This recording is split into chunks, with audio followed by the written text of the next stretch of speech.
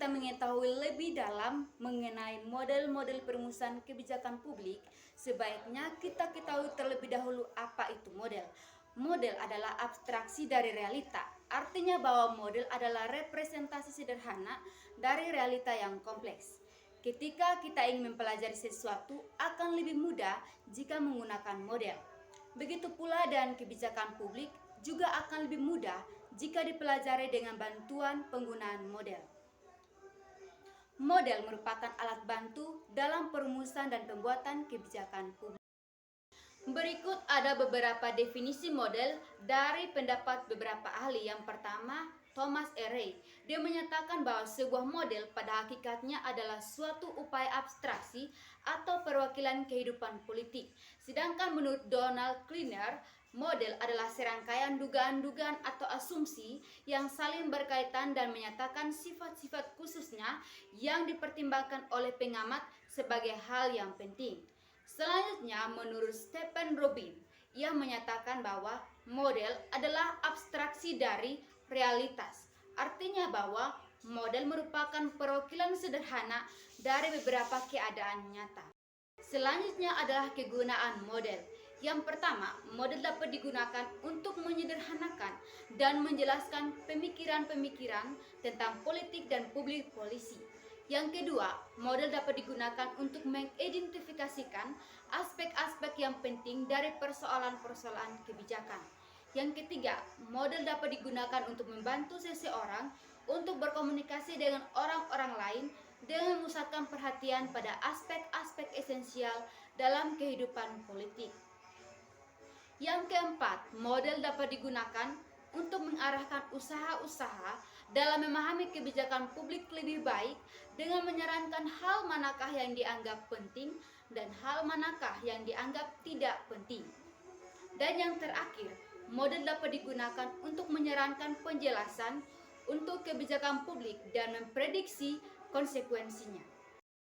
Selanjutnya, manfaat dari model adalah model akan membantu kita dalam memahami tentang realitas dari lahirnya suatu kebijakan. Dengan model, suatu kebijakan dapat disederhanakan dan dapat diketahui faktor apa saja yang mempengaruhi sehingga kebijakan itu lahir.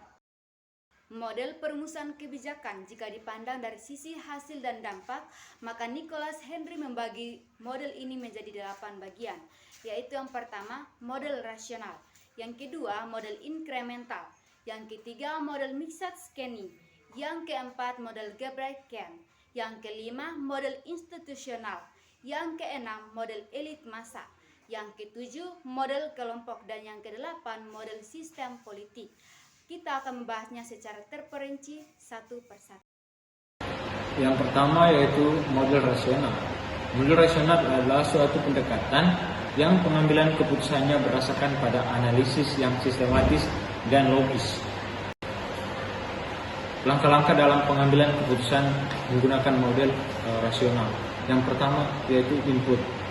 Input itu artinya semua data yang dari sumber-sumber dinilai dengan tepat dan diperlukan dalam proses perumusan kebijakan. Setelah input, dilakukan proses penilaian dan penyusunan tujuan operasional, kemudian penyiapan berbagai alternatif kebijakan dan penyusunan intervensial nilai. Dari menyiapkan berbagai alternatif kebijakan ada beberapa bagian lagi. Yang pertama yaitu menyiapkan serangkaian kemungkinan terhadap biaya dan keuntungan,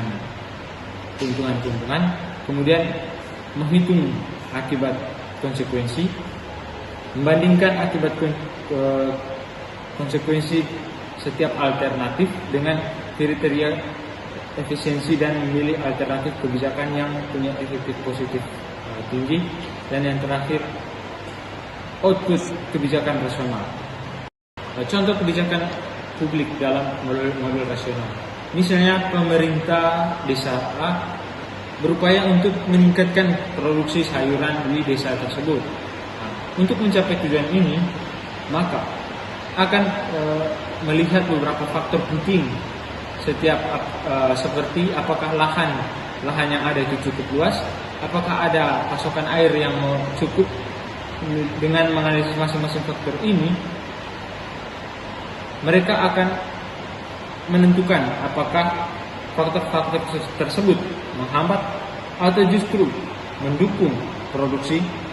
Setelah mendapatkan hasil analisis, pemerintah desa akan merumuskan kebijakan yang fokus pada peningkatan ketersediaan lahan air dan benih berkualitas sehingga produksi sayuran di desa tersebut itu bisa meningkat secara signifikan. Baik, di sini saya akan berikan materi terkait dengan model inkremental. Model inkremental atau yang disebut sebagai modeling through adalah pendekatan dalam pembuatan kebijakan publik yang menekankan perubahan bertahap dan kecil. Jadi inti dari model ini adalah bahwa kebijakan tidak dibuat dari nol, tetapi merupakan modifikasi dari kebijakan yang sudah ada. Di mana karakteristik utama dari model ini yang pertama, perubahan bertahap, di mana kebijakan diubah sedikit demi sedikit, bukan perubahan yang radikal. Yang kedua, fokus pada praktik, lebih menekankan pada apa yang praktis dan dapat dilakukan daripada teori ideal. Yang ketiga, konsensus. Keputusan diambil melalui negosiasi dan kompromi antar pemangku kepentingan. Yang keempat, reaktif. Kebijakan sering kali merupakan respons terhadap masalah yang muncul, bukan perencanaan jangka panjang. Di mana materi kami juga memberikan salah satu contoh penerapannya, itu seperti contoh yang kami berikan dapat disimpulkan bahwa peningkatan jumlah buku di perpustakaan desa adalah contoh klasik dari model inkremental, karena setiap tahun jumlah buku dan anggaran ditingkatkan secara bertahap, mencerminkan perubahan kecil dan berkelanjutan. Model yang ketiga adalah model mixed spending. Model ini merupakan model pengambilan keputusan yang menggabungkan dua pendekatan utama, yaitu rasional komprehensif dan inkremental. Model mixed spending adalah pendekatan pengambilan keputusan yang sangat fleksibel dan efektif. Misalnya, kita sedang menghadapi sebuah masalah yang kompleks dan besar. Nah, dengan model ini, kita diajak untuk memulai dan melihat gambaran besar, memahami konteks dan tujuan yang ingin dicapai. Namun, tidak berhenti di situ saja. Model ini kemudian meminta kita untuk memfokuskan perhatian pada area-area yang lebih terperinci dan membutuhkan perhatian segera. Nah, dengan cara ini, kita akan menyeimbangkan antara memahami gambaran besar dan mengatasi masalah-masalah yang lebih spesifik dan mendesak. Contohnya, pemerintah kota ingin meningkatkan kualitas lingkungan hidup di kota tersebut. Langkah pertama yang mereka lakukan adalah melakukan analisis masalah lingkungan hidup serta mengidentifikasi masalah utama seperti polusi udara, limbah, serta kerusakan lingkungan tersebut. Kemudian, mereka akan memfokuskan perhatian pada penanganan limbah dan polusi udara. Sehingga keputusan yang diambil adalah meningkatkan kemampuan pengelolaan limbah serta mengimplementasikan program pengurangan polusi udara dan meningkatkan kesadaran masyarakat tentang lingkungan hidup. Sehingga evaluasi terhadap keputusan yang telah diambil akan melakukan menyesuaikan diri jika diperlukan. Yang keempat, model garbage can. Model tong sampah atau garbage can model adalah model pengambilan keputusan yang menggambarkan bagaimana masalah dan solusi dilemparkan ke dalam proses pengambilan keputusan secara acak. Contoh kebijakan dalam model garbage can, misalnya pemerintah kota ingin meningkatkan kualitas transportasi umum, namun proses pengambilan keputusan menjadi acak dan tidak terstruktur.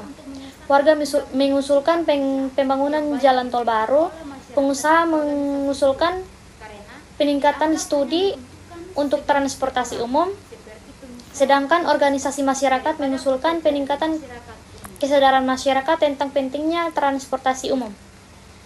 Berbagai usulan dari warga, pengusaha, dan organisasi masyarakat dilemparkan ke dalam proses pengambilan keputusan. Akibatnya kebijakan yang dihasilkan tidak efektif dan tidak efisien dalam meningkatkan kualitas transportasi umum. Baik, saya akan menjelaskan terkait dengan model institusional dalam pembuatan kebijakan kesehatan Indonesia. Seperti pada materi kami, dalamnya memiliki contoh implementasi program jaminan kesehatan nasional atau JKN. Model ini menekankan peran struktur dan proses formal dalam pembuatan kebijakan. Dalam konteks Indonesia, struktur organisasi pemerintahan memainkan peran penting dalam setiap tahapan pembuatan kebijakan kesehatan, seperti peran legislatif atau DPR. DPR berfungsi sebagai lembaga legislatif yang memiliki kewenangan untuk membahas dan menyetujui undang-undang. Dalam konteks kebijakan kesehatan, DPR berperan dalam merumuskan dan mengesahkan undang-undang yang menjadi landasan hukum bagi kebijakan tersebut. Contohnya, DPR terlibat dalam pengesahan undang-undang tentang sistem jaminan kesehatan sosial seperti perannya legislatif atau DPR. DPR berfungsi sebagai lembaga legislatif yang memiliki kewenangan untuk membahas dan menyetujui undang-undang. Dalam konteks kebijakan kesehatan, DPR berperan dalam merumuskan dan mengesahkan undang-undang yang menjadi landasan hukum bagi kebijakan tersebut. Contohnya, DPR terlibat dalam pengesahan undang-undang tentang Sistem Jaminan Sosial Nasional atau SJSN yang menjadi dasar hukum bagi program JKN.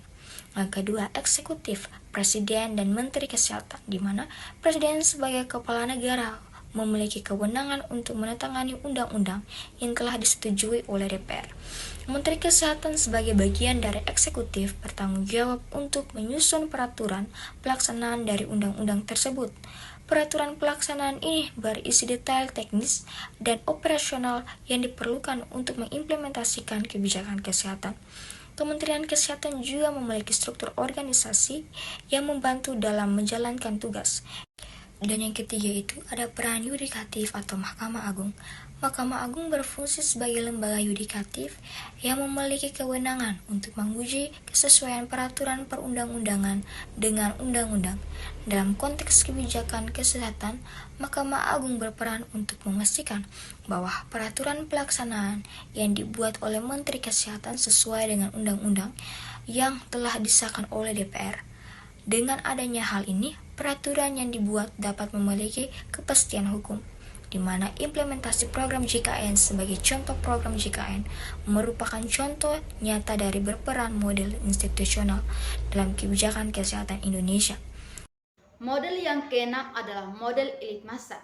Model ini menggambarkan pembuatan kebijakan publik dalam bentuk piramida, di mana masyarakat berada pada tingkat paling bawah, sedangkan elit berada pada ujung piramida, dan aktor internal birokrasi pembuat kebijakan publik berada di tengah-tengah antara masyarakat dan elit. Aktor internal birokrasi pembuatan kebijakan publik atau pemerintah seharusnya menyeimbangkan antara kepentingan masyarakat dan elit dalam setiap kebijakan publik yang diambilnya. Akan tetapi, dalam model ini, mereka bukan sebagai abdi rakyat, tetapi lebih sebagai kepanjangan tangan dari elit, yaitu kelompok-kelompok kecil yang telah mapan. Hal ini dikarenakan kebijakan publik ditentukan semata-mata oleh karena kelompok elit, sehingga aktor pembuat kebijakan publik atau pemerintah hanya sekedar pelaksana-pelaksana dari kebijakan publik yang telah ditetapkan oleh elit. Contoh yang terjadi di Indonesia pada tanggal 5 Oktober 2020, di mana kebijakan pemerintah untuk mengesahkan Undang-Undang Cipta Kerja yang banyak dikritik oleh masyarakat dan organisasi buruh, karena dianggap hanya menguntungkan segelintir orang, seperti pengusaha dan investor, daripada pekerja dan masyarakat umum. Yang ketujuh, model kelompok. Model kelompok adalah konsep yang untuk menggambarkan bagaimana individu dalam sebuah kelompok berinteraksi, berkomunikasi, dan bekerja sama untuk mencapai tujuan tertentu. Contoh model kelompok, tim pengembangan kawasan wisata Pulau Komodo yang terdiri dari pemerintah, daerah, organisasi pariwisata, dan pakar-pakar. Mereka bekerja sama untuk mengembangkan kawasan wisata Pulau Komodo menjadi destinasi wisata yang berkualitas dan berkelanjutan. Yang terakhir atau yang ke-8 yaitu model sistem politik. Model ini didasarkan pada konsep-konsep sistem yang terdiri dari input, outputs, dan feedback dan environment, yaitu kekuatan-kekuatan lingkungan atau sosial, politik, ekonomi, kebudayaan, geografis, dan sebagainya yang ada di sekitarnya. Kebijakan publik merupakan hasil output dari sistem politik. Dapat dilihat di bagian sebelah kanan. Contoh model sistem politik.